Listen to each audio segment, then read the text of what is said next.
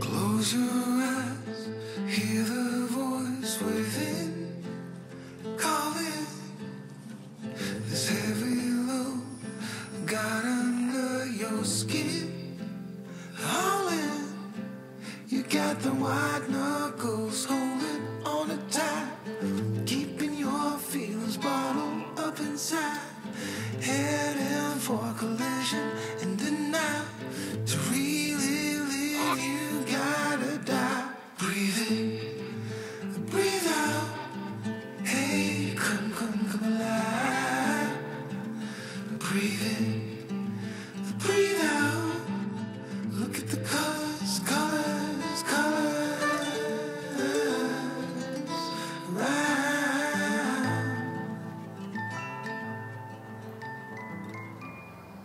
We've come here to Carolina State Park to see some carnivorous plants that are native to this area. Some of them you might have heard of before, such as the Venus flytrap. Behind me we have a bunch of yellow pitcher plants, which I just think are both terrifying and amazing. And it's really cool to see them in their natural habitat. So we're here in Carolina Beach. Awesome town.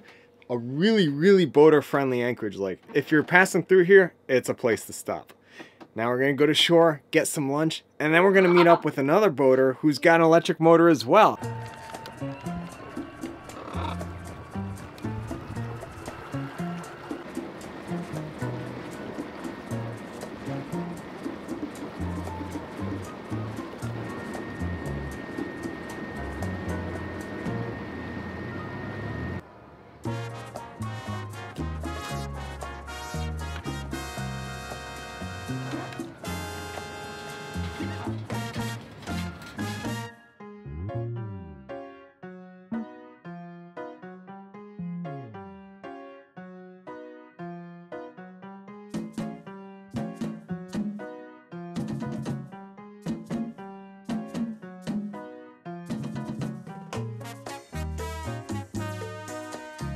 Now the sailboat that's right there, that guy, he's the one that's got the electric motor as well, and we were gonna talk with him, but he just switched from direct drive to a reduction gear system. So then we thought about it, and we're like, hey, you know what would be better than talking about it now? Talking about it in a little bit. So we're gonna meet up with him further up north in the ICW, and he'll let us know which is better, direct drive, so you're running lower RPM, maybe less power, we don't know yet, but it'll be lower RPM of a direct drive system, or reduction gear where the motor spins faster but then you get more torque out of it. So we constantly get told, oh, you need to change your prop and change your pitch, that way you can like over prop your boat and then it'll give you more range and you'll use less power and all that. But I don't know, and this guy is the guy that's actually tested it. He's going to be the one that did the slow turning, low power consumption, long range theory idea, and then switched over to the reduction gear, which is higher RPM, more torque, and we'll see what it does, what happens there. So I'm really excited to meet up with him again and see what's been going on with the whole setup, and to see which way is better to do for when you guys decide to convert to electric. Do you want to go direct drive and lower turning speeds, or do you want the higher torque of reduction gear? So we've been anchored here for a while, and while we've been here, there's been some crazy powerful winds. The day before we came back to the boat, it was blowing about 50 knots through here. So this anchor is gonna be really dug in. We're gonna need some arm power to get that sucker up. Let's get working.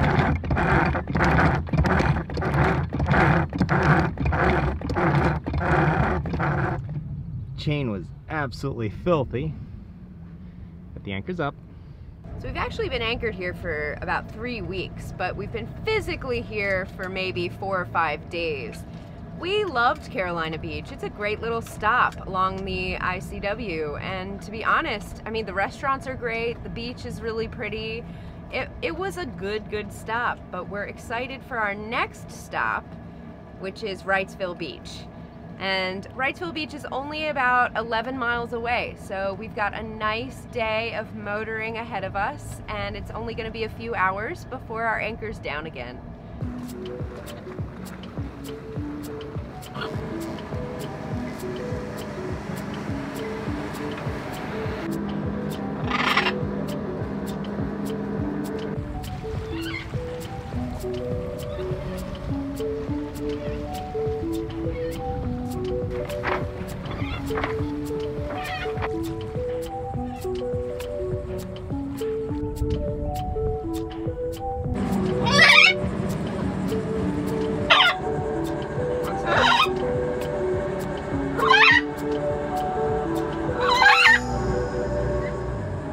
So when we left the anchorage, we were doing about 3.4 knots. There was no current in the anchorage. Then we got out into the ICW where there's current feeding to the inlet, and we were going 5 knots.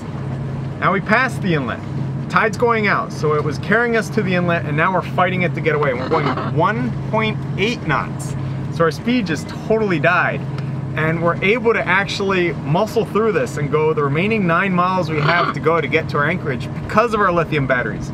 So at this insanely slow speed, we're gonna take 5 hours, and we have 8.5 hours of battery. But as we get going closer to our next anchorage, it's by an inlet. So once we get to the midway point, we'll start getting sucked towards the next inlet and pulled along at a nice clip, at a nice speed, and that'll get us there. So it's like you go really fast to the inlet and then fight to get away, and then really fast to the next one. It's this constant cycle, which when we had our lead acid batteries, we could not fight. We went to the inlet and then we waited for the next tide to get carried in. It was so painfully slow.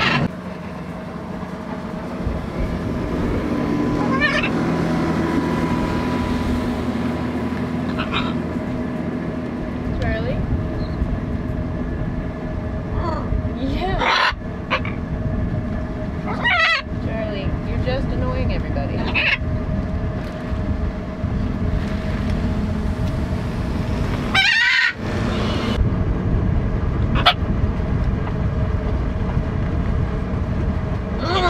Charlie? Must you? Must you?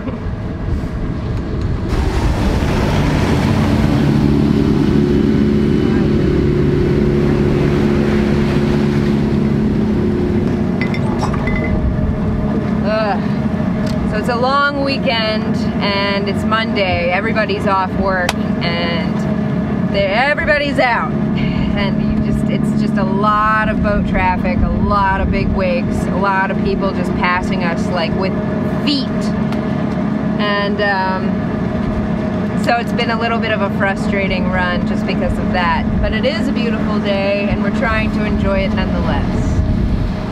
All right, we're coming into Wrightsville Beach, and hopefully we fit. There's a little bit of a shoaling as you come into Shins Creek, and then after that it's like 10 to 15 feet deep, so we should be good once we're in. This is a particular challenge for us because we're coming in at low tide, so we're just really hoping we fit. If we hit bottom, we've got a contingency plan, which is to drop anchor wherever we hit. That's our plan.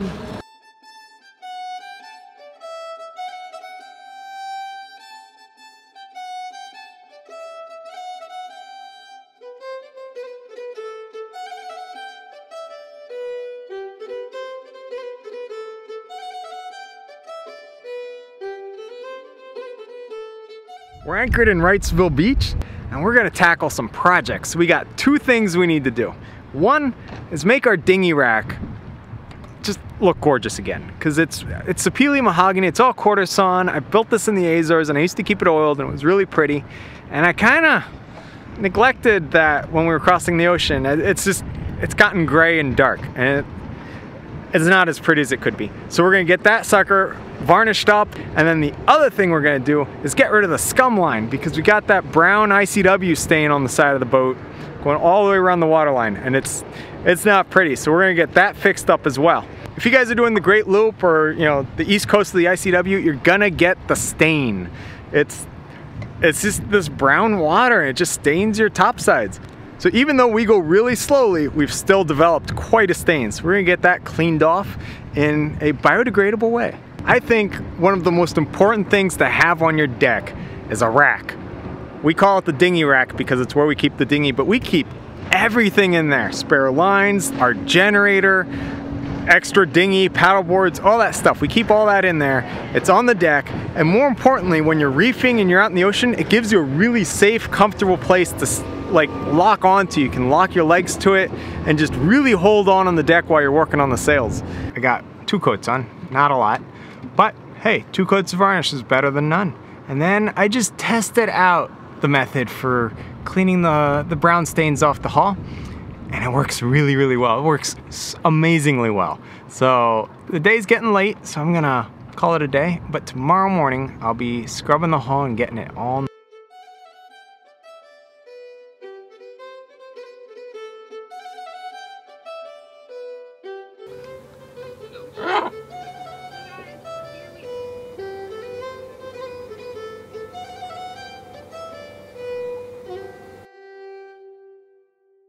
Our only stress in the world right now is that there is potentially the first hurricane of the season headed this way.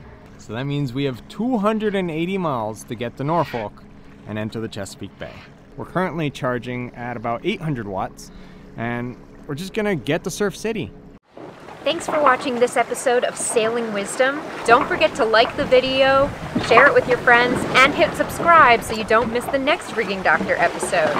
And if you're interested in even more Rigging Doctor awesomeness, consider becoming a patron to see all of our extras.